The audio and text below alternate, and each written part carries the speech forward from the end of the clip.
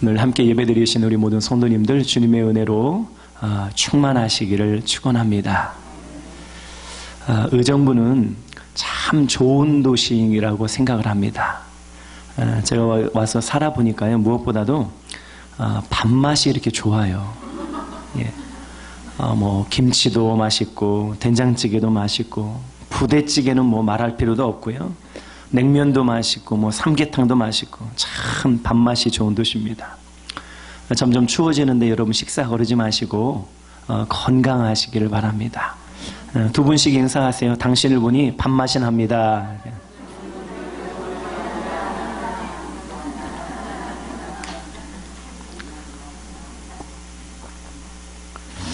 하나님의 법궤는 이스라엘 백성에게 있어서 하나님의 임재를 상징하는 것이었습니다.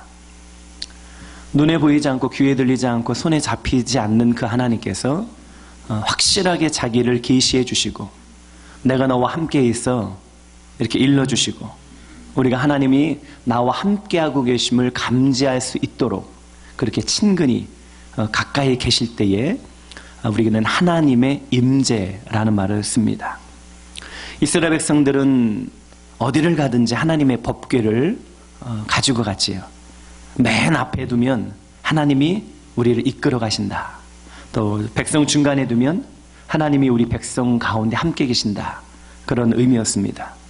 법궤를 메고 가는 곳마다 모든 길이 형통했었는데 40년 광야를 통할 수 있었고 또 요단강을 건너갈 수 있었고 또 여리고성을 돌 수가 있었고 하나님의 기적을 경험했던 모든 장소마다 하나님의 법궤, 하나님의 임재가 있었습니다. 출애굽한 이스라엘 백성이 가나안 땅에 정착하여 살 때에 문제가 일어나는데 블레셋과 전쟁이 일어납니다. 그때 블레셋이 이스라엘의 법궤를 가져가 버립니다. 그러나 블레셋 어느 땅이든지 하나님의 법궤를 가져다 두는 곳마다 전염병이 생기고 백성들이 재앙으로 다 죽게 됩니다. 도저히 하나님의 법궤를 우리가 감당할 수 없다 싶어서 이스라엘 땅으로 돌려보내지요. 이스라엘 땅 기럇 여아림 산골짜기에 아비나답의 집에 하나님의 법궤가 방치되는데 70년 동안 방치됩니다. 사울왕이 40년 동안 나라를 다스릴 때에 한 번도 하나님의 법궤에 대하여 마음을 품었던 적이 없습니다.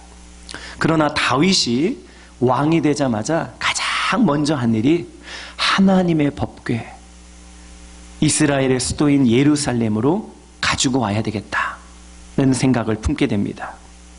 백성 대표 3만 명을 모집하고 성대한 이식을 치르면서 드디어 하나님의 법궤를 수도로 옮기게 되지요.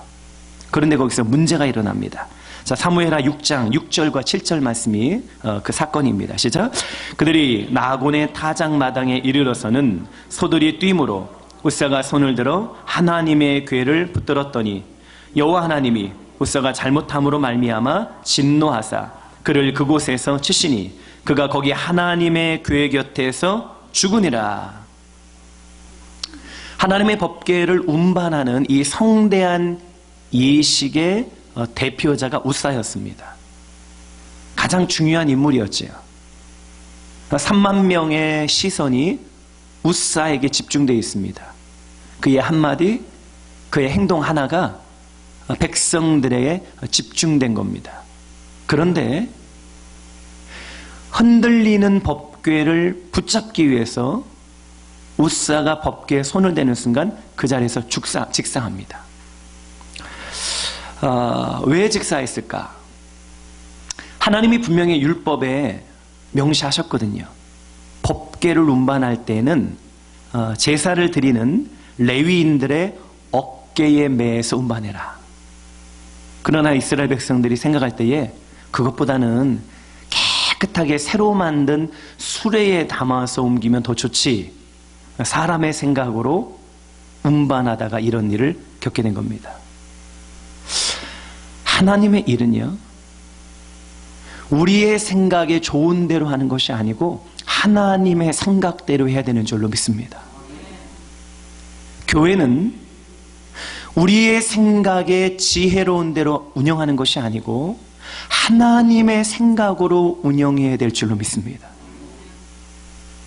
사람의 생각으로 하다가 사람의 어깨로 나르는 것보다는 좋은 마차를 만들어서 말들이 끄게 하는 게 좋잖아요.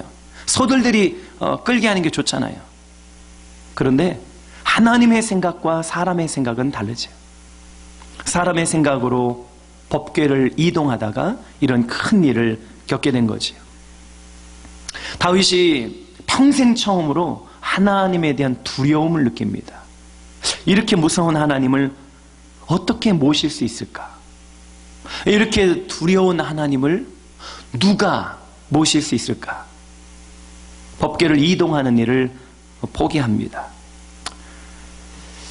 백성에게 승리를 안겨주던 하나님의 법궤, 백성에게 능력을 주던 그 하나님의 임재의 상징이 이젠 기피의 대상이 되고 부담스러운 존재가 된 겁니다. 두려움의 대상이 된 겁니다. 다윗이 하나님의 법궤를 수도로 옮기는 일을 멈춘 상태에서 이제 백성들에게 물어봅니다. 혹시 여기 있는 백성 대표 3만 명 중에 저 하나님의 법궤를 좀 집으로 모셔다가 좀 섬길 수 있는 사람이 있는가? 백성들이 꿀먹은 벙어리예요. 아무도 못 가져가는 거예요. 하나님이라고 하는 분이 부담이 된 거예요. 하나님이라고 하는 분이 너무 우리를 힘들게 하는 존재로 여겨지는 거예요. 하나님이라고 하는 분이 기피의 대상이 된 거예요. 서로 눈치만 살핍니다.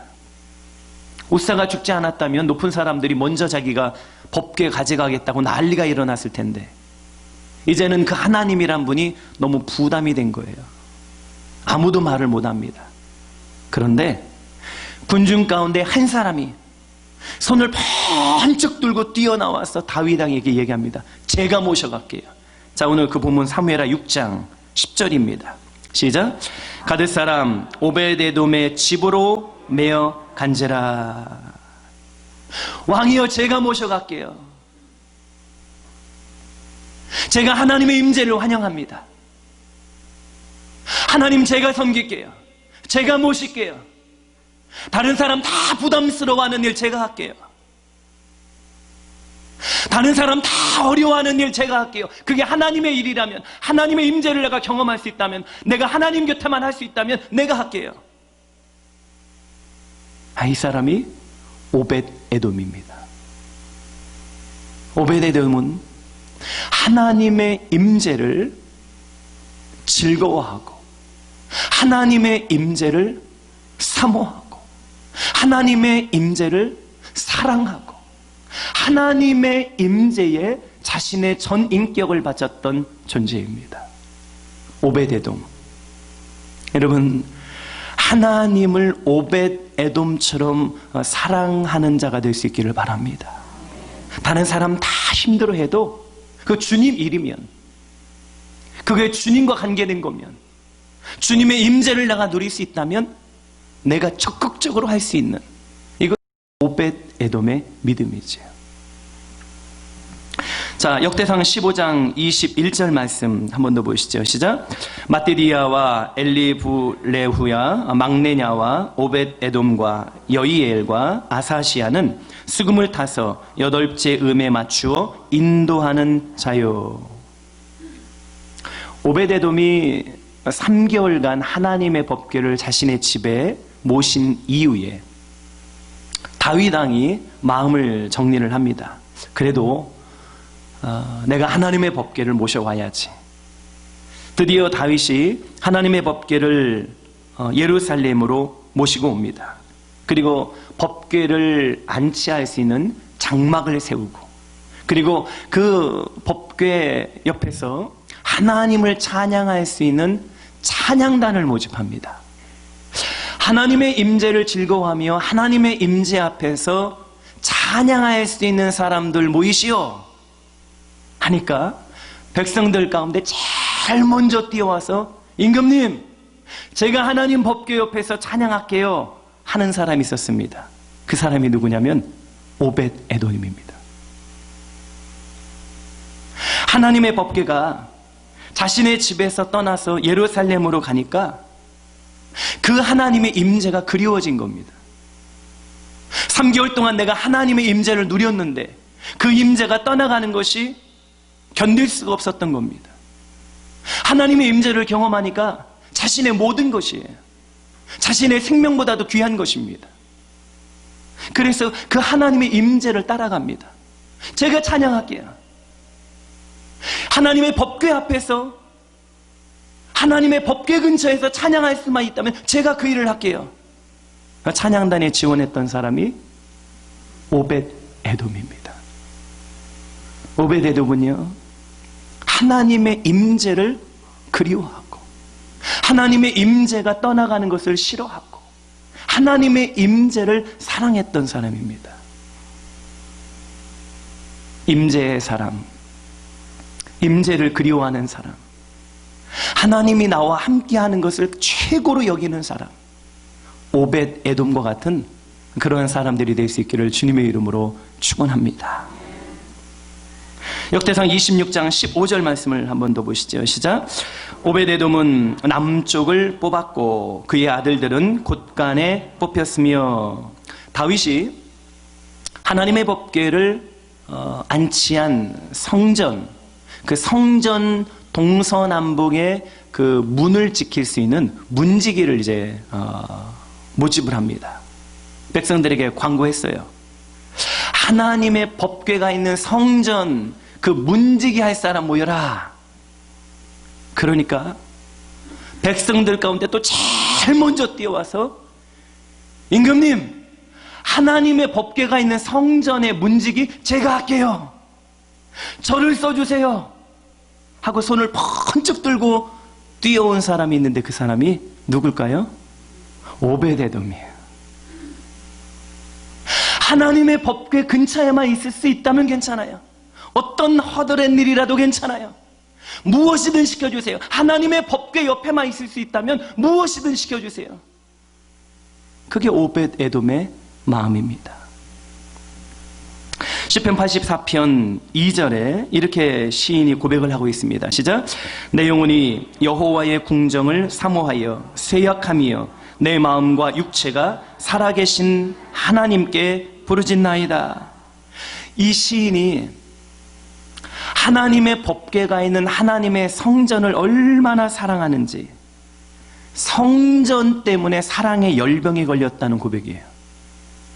성전에 가고 싶어서, 성전에서 예배드리고 싶어서, 성전에 가서 찬양하고 싶어서, 성전에 가서 부르짖고 싶어서, 성전을 사모하는 마음 때문에 쇠약해질 정도로, 상사병이죠. 다른 병 걸려서 쇠약해진 것이 아니고, 나이 들어서 쇠약해진 것이 아니고, 하나님이 성전에 가서 예배드리고 성전에 가서 찬양하고 성전에 가서 기도하고 싶어서 병들었다는 거예요. 저는 시편 84편을 읽으면서 이런 시를 누가 지었는가 찾아보니까 시편 84편의 맨 앞에, 여러분의 성경도 기록이 되어 있을 텐데, 고라자손의 시 이렇게 적혀 있어요.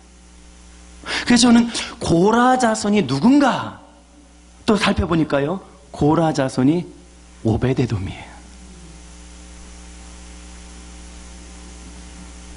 오벳 에돔의 마음에는요, 하나님의 법궤가 있는 성전에 대한 그리움이 있었다. 하나님의 임재가 있는 성전에 대한 사모함이 있었다.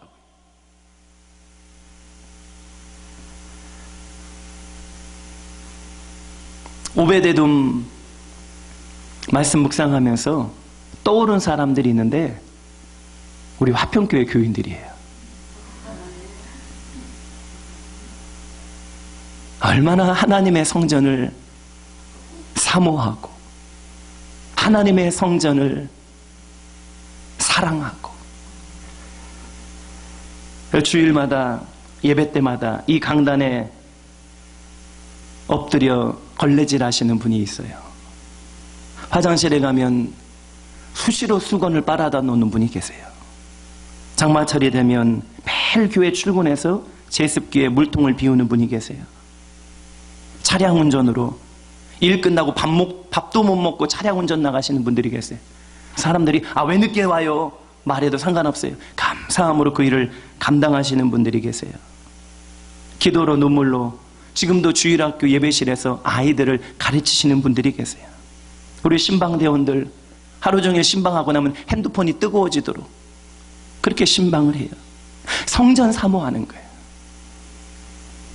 얼마나 성전을 그리워하고 얼마나 이 성전을 사랑하는지 몰라요.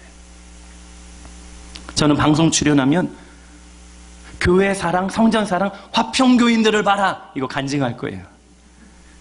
방송국에서 저를 안 불러줘서 못하는 거죠. 불러주기만 해보세요. 가면 자랑할 거니까. 이번에 다니엘 기도회 20일을 치르면서 얼마나 감사한지 모릅니다. 우리 21일 다니엘 기도회에 참석하시면서 안내위원으로 섬긴 분들 한번 손들어 보세요. 한번 그 자리에 좀 한번 일어나 보세요. 안내위원 섬긴 분들 한번 자리 좀 일어나. 우리 박수 좀 한번 쳐주세요. 우리 다니엘 기도 기간에 차량 봉사하신 분들 좀 한번 일어나 보세요.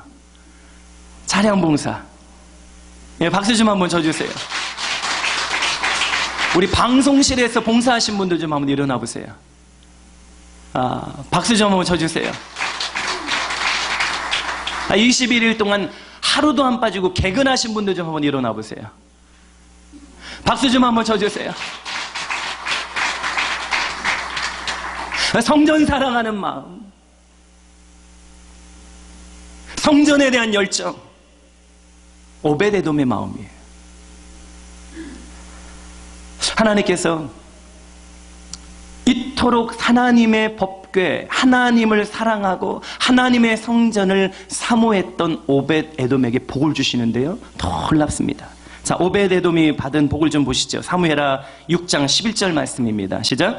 여호와의 궤가 가뎃 사람 오벳에돔의 집에 석 달을 있었는데 여호와께서 오벳에돔과 그의 온 집에 복을 주시니라. 여기 보니까 오벳에돔과 그의 온 집이 복받았다. 오벳에돔 한 사람이 하나님의 임재를 사모하고 하나님의 성전을 그렇게 섬겼는데 오벳에돔만 복받은 것이 아니고 오벳에돔과 그의 모든 가족들이, 친척들이, 함께 일하고 있는 그 직원들이, 종들이 다 복받았다는 거예요. 하나님께서 주시는 복의 특징은요, 자신도 받고 주변 사람들도 받아요. 주 예수를 믿으라. 그리하면 너와 내 집이. 저는 우리 성도님들이 자신도 복받고 가정도 복받고 시댁도 복받고 계속하는 이유는 아멘이 세라고 하는 거예요. 친정도 복받고 친지가 다 복받고 셀원들도 복받고 내 교인들도 다 복받기를 바라요. 하나님 임재 사랑하고 하나님을 사랑하고 하나님의 성전을 섬겼더니 주위 사람들이 다 복받더라고요. 그러면 오벳에돔이 지금 오늘 복받았다고 했는데 이 복이 어떤 복인가, 이게 문제예요. 이 복이 어떤 복인가? 1세기에 유대의 역사를 기록했던 요세푸스라는 학자가 있습니다. 그 사람이 유대 역사를 이렇게 기록해냈습니다. 오벳에돔 집에 하나님의 법궤가 들어갈 때에 그는 이스라엘에서 가장 가난한 가정이었다. 그러나 3개월 후 법궤가 떠날 때에 그는 이스라엘에서 제일 큰 부자가 되었다. 90일 만에요. 재정의 복을 받은 거예요. 가장 가난했던 사람이 이스라엘에서 가장 큰 부자가 되었다는 거예요. 이게 가능한가? 하나님의 초자연적인 능력, 하나님의 초자연적인 부의 이동, 하나님의 초자연적인 재정의 축복, 90일 만에. 여러분, 재정의 축복 받으시길 바래요. 돈의 복을 받으시길 바래요. 90일 만에 이런 일이 일어난 거예요. 하나님의 법궤를 모셨는데, 하나님의 임재를 사랑했는데, 하나님 그분을 전심으로 사랑했는데 하나님이 이런 재정의 복을 주시는 거예요. 하나님이 주시는 복의 특징은요, 다른 사람들이 다 알 수 있을 정도로 주시는 거예요.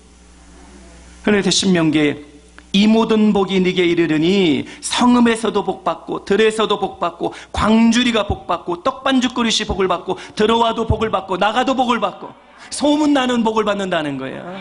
전 우리 성도님들 한 분 한 분이 전국에 소문나는 복 받기를 축원합니다. 옆에 있는 그 사람만 알지 말고 동네방네 다 소문났으면 좋겠어요. 90일 안에 이런 일이 일어났으면 좋겠어요. 그럼 하나님의 임재를 사모해야 된다. 하나님을 그리워해야 된다고요. 다른 사람 다 무시하고 다른 사람 다 어려워하고 다른 사람 다 싫어해도 나는 하나님을 사랑해야 된다고요. 이게 하나님을 임재를 사모했던 오베데돔이 받았던 복입니다. 놀라운 복이죠. 하나님이 또 복을 주시는데요, 역대상 26장 8절 말씀입니다. 시작. 이는 다 오베데돔의 자손이라. 그들과 그의 아들들과 그의 형제들은 다 능력이 있어 그 직무를 잘하는 자이니 오베데돔에게서 난 자가 62명이며. 오베데돔이 지금 아들 손자가 몇 명이라고요? 62명. 자녀가 복 받는 거예요. 여러분, 자녀들이 복 받기를 축원합니다. 손자의 손녀의 후손들이 복 받기를 바랍니다. 최소한 우리 후손 62명은 복을 받아야 되는 거 아니에요? 그런데 그 후손들이 그냥 또 복을 받은 것이 아니고 다 능력이 있어. 뭐를 잘한다고요? 직무를 감당한다. 직무를 감당할 수 있는 힘. 경영을 하면 경영을 잘하고, 무역하는 일을 하면 그거를 또 잘하고, 영업을 하면 영업도 잘하고, 서비스를 하면 서비스도 잘하고, 마케팅하면 마케팅도 잘하고, 생산직에 있으면 생산직도 잘하고, 장사를 하면 장사도 잘하고, 직장 들어가면 직장 일도 잘하고, 교사하면 교사도 잘하고, 하는 일마다 잘하는 직무를 감당하는 능력. 이 자손이 잘 되는 복. 우리 성도님들의 자손들이 직무를 감당할 수 있는 능력에, 이 직무를 잘 감당하는 이 능력을 받으시기를 바라요. 아버지 한 사람 잘 만나니까 자녀들이 이렇게 잘 되더라고요. 오베데돔의 자손들이 뭐 잘한 거 어디 있습니까? 오베데돔이라는 아버지 한 사람이 성전을 그렇게 사모하고 성전을 그렇게 섬기고 성전을 그렇게 섬겼던 하나님이 그 자손들을 이렇게 축복하시잖아요. 그런데 그 자손들이 이런 능력을 받은 것뿐만 아니고 그들의 신앙까지도 얼마나 좋아졌는지 몰라요. 오베데돔이 죽은 지 240년이 지났을 때에 히스기야가 하나님의 성전을 짓습니다. 백성들에게 권고했어요. 하나님의 성전을 지을 사람들 모이시오. 하나님의 임재, 하나님을 예배할 수 있는 성전 건축할 사람 모이시오 했는데, 하나님의 성전 건축하고 싶어서 사람들이 다 몰려들었는데 그 명단입니다. 역대하 29장 12절 말씀입니다. 시작. 이에 레위 사람들이 일어나니 곧 그하세 자손 중 아마세의 아들 마핫과 아사랴의 아들 요엘과 무라리의 자손 중 압디의 아들 기스와 여할렐레의 아들 아사랴와 게르손 사람 중 심마의 아들 요아와 요아의 아들 에덴과, 이들이 다 그하세 자손인데 그하세 자손이 누군가 봤더니 오베데돔의 후손이에요. 그 아버지의 그 아들이. 피는 못 속이는 거예요. 하나님을 사랑했더니 자식도 하나님 사랑하더라고요. 내가 하나님의 성전에 목숨을 바쳤더니 자식들도 그렇게 하더라고요. 하나님의 임재를 그리워했더니 자식들도 그렇게 하더라고요. 자녀들이 신앙의 복을 받기를 바랍니다. 우리 성도님들이 이렇게 생명을 걸고 성전을 섬기고 예배드리는데 자녀들도 똑같이 아버지처럼 어머니처럼 성전 섬기고 예배드리고 평생 하나님을 섬기는 복, 자녀들의 신앙이 좋아지는 복. 이 복 누가 주셨냐면 하나님이 주셨어요. 하나님이 자녀들에게 극복 주시면 되는 거예요. 오베데돔이 하나님을 그렇게 사랑하더니, 역대상 26장 13절입니다. 시작. 강문을 지키기 위하여 그의 조상의 가문을 따라 대소를 막론하고 다 제비 뽑혔으니, 다윗이 하나님의 법궤를 둔 성전, 그 법궤를 지키기 위해서 동서남북 성전 문을 지킬 문지기를 뽑을 때에, 그 일은 거룩한 하나님의 일입니다. 사람이 회의에서 뽑지 않고 하나님이 직접 뽑습니다. 하나님의 법궤를 지키는 일이기 때문에 방법이 제비 뽑기였습니다. 많은 사람들이 몰려들었지요. 내가 하나님의 법궤 지키는 성전 문지기가 되겠습니다. 동쪽 문을 지킬 사람 뽑혔는데 하나님이 선택하셨습니다. 셀레마. 서쪽 문을 지킬 사람 하나님이 선택하셨습니다. 호사. 북쪽 문을 지킬 사람 하나님이 뽑으셨습니다. 스가랴. 마지막 남쪽 문이 가장 중요했습니다. 왜냐하면 이 하나님의 성전 남쪽에 다윗 왕궁이 있어요. 왕이 출입하는 문이에요. 가장 중요했던 남쪽 문을 하나님이 누구에게 맡기실 것인가, 제비를 뽑았는데 이름표가 발표가 됩니다. 오벳에돔이에요. 하나님이 오벳에돔을 선택하신 거예요. 하나님이 오벳에돔에게 이 일을 맡기신 거예요. 하나님의 그 마음이 들리는 것 같아요. 오벳에돔, 내가 네 마음 알아.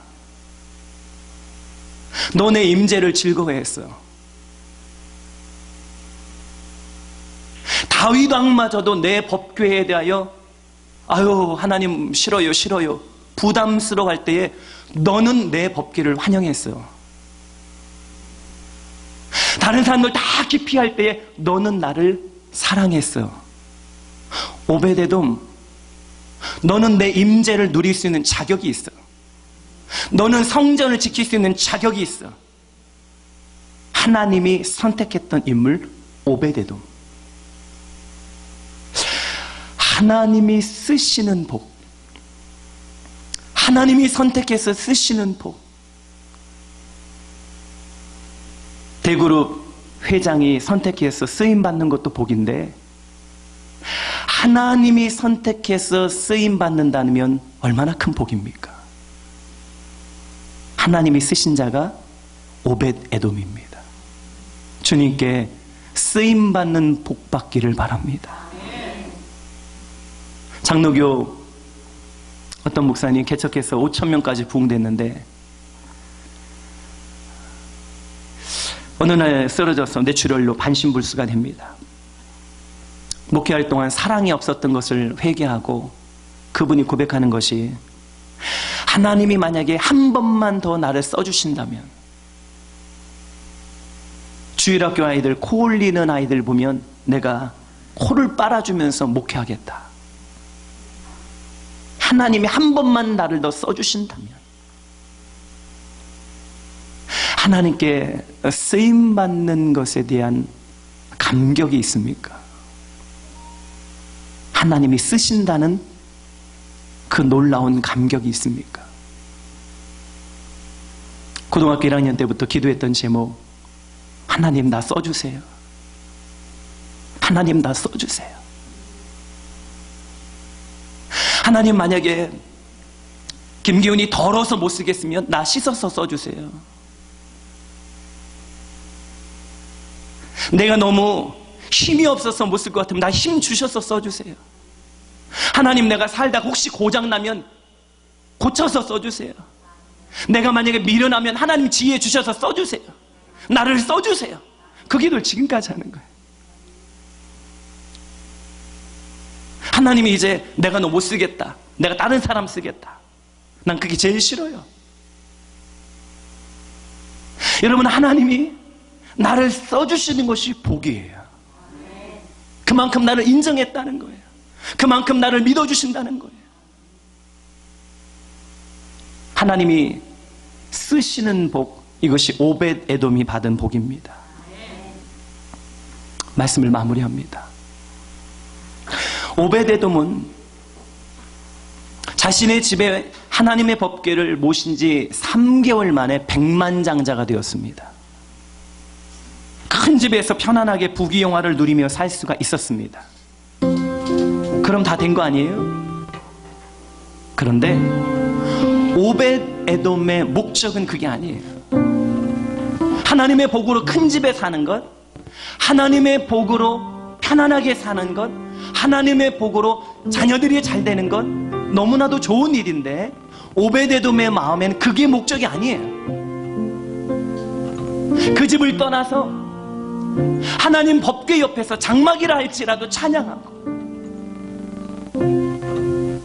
그 재산, 그 편안함을 다 두고 하나님의 법궤 지킬 수 있는 성문의 문지기로. 오벳 에돔의 목적은요, 축복이 아니에요. 하나님의 임재를 사랑하는 거예요. 그 임재가 내 전부라는 것을 오벳 에돔은 아는 거죠. 하나님의 복을 받아서 물질이 풍요해지고 은사가 풍요로워지고 자녀들이 형통하고 사역이 풍성해졌을 때에 이 정도면 됐어. 그건 오벳 에돔의 마음이 아니에요.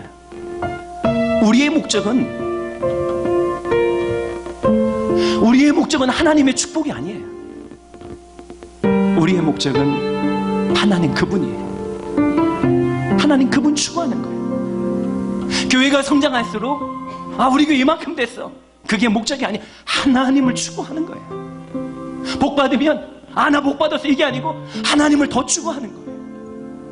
오벳 에돔의 영성, 오벳 에돔의 예배자의 마음. 오늘 모든 성도들이 오벳 에돔처럼 하나님 그분께 집중하고 하나님 그분을 쫓아가는 임재를 사랑하는 사람 되기를 주님의 이름으로 축원합니다.